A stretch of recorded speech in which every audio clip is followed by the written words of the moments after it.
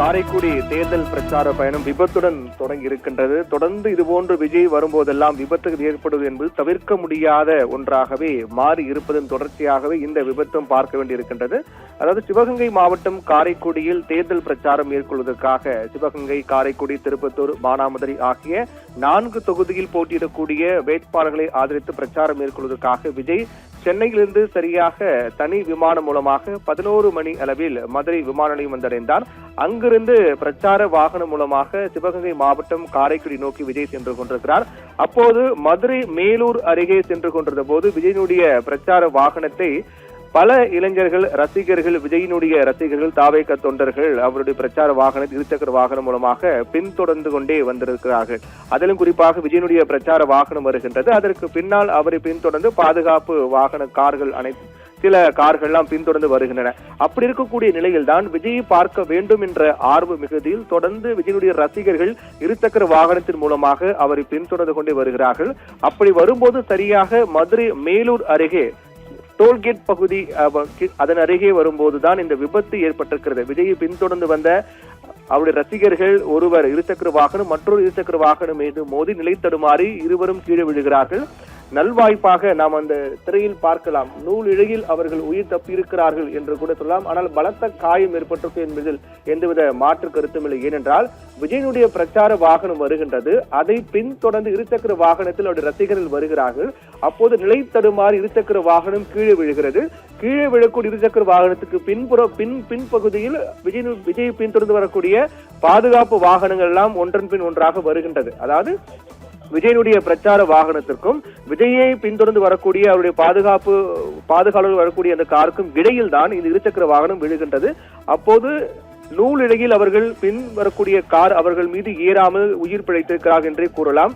சற்று நிலை தடுமாறி அவர்கள் நடுப்பகுதியில் விழுந்திருந்தாலும் கூட பெரிய அளவில் அசம்பாவிதம் ஏற்பட்டிருக்கும் என்பதில் எந்தவித மாற்று கருத்தும் இல்லை. நாம் திரையில் பார்த்தாலே நன்றாக புரியும். விஜயனுடைய பிரச்சார வாகனத்துக்கு பின்னால் இருசக்கர வாகனம் நிலை தடுமாறி கீழே விழுகிறது. உடனடியாக அவர்கள் சாலை ஓரமாக நகர முற்படுகிறார்கள். அப்படி நகர முற்படும் போதுதான் அவர்களுக்கு பின்னால் வரக்கூடிய கார் என்பது அவர்கள் மீது மோதாமல் சென்றிருக்கிறது. இதனால் பெரிய அளவிலான உயிர் சேதம் என்பது தவிர்க்கப்பட்டிருந்தாலும் கூட மிகப்பெரிய அளவில் அவர்களுக்கு காயம் ஏற்பட்டிருக்கும் என்பதில் எந்தவித மாற்று கருத்தும் இல்லை. இதே போன்றுதான் இதற்கு முன்பாக கூட திருச்சி, நெல்லை உள்ளிட்ட பகுதியெல்லாம் பிரச்சாரம் மேற்கொள்ளும் போது விபத்துகள்லாம் ஏற்பட்டது. 5க்கும் மேற்பட்டவர்கள்லாம் படுகாயமடைந்து மருத்துவமனையெல்லாம் அனுமதிக்கப்பட்டிருந்தார்கள்.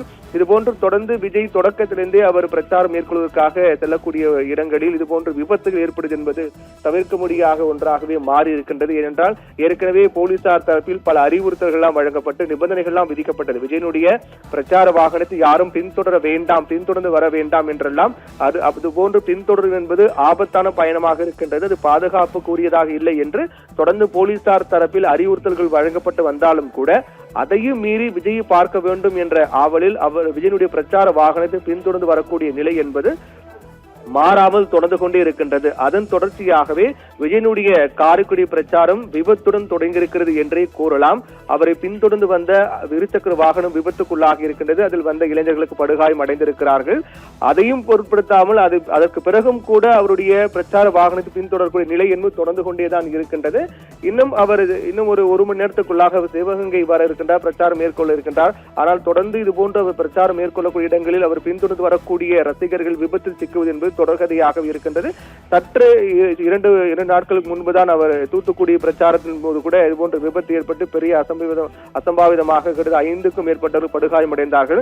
அதைத் தொடர்ந்து இன்னும் போலீசார் கூடுதல் எச்சரிக்கை விடுத்திருந்தார்கள், பின்தொடர்ந்து வர வேண்டாம் என்று எச்சரிக்கை விடுத்திருந்தார்கள். அதையும் மீறி இதுபோன்று இளைஞர்கள் செய்வது என்பது போலீசாருக்கும் ஒரு அதிருப்தி ஏற்படுத்தி அவருடைய பாதுகாப்பு நடவடிக்கையில் ஒத்துழைப்பு தர வேண்டும் என்று சொல்லப்பட்டாலும் இதுபோன்ற செயல் என்பது போலீசாருடைய பாதுகாப்பு நடவடிக்கையில் ஒத்துழைப்பு தர மறுப்பதாகவே பார்க்கப்பட்டு போலீசாருக்கு இது மிகப்பெரிய சவாலாகவே மாறி இருப்பதையும் பார்க்க வேண்டியிருக்கின்றது.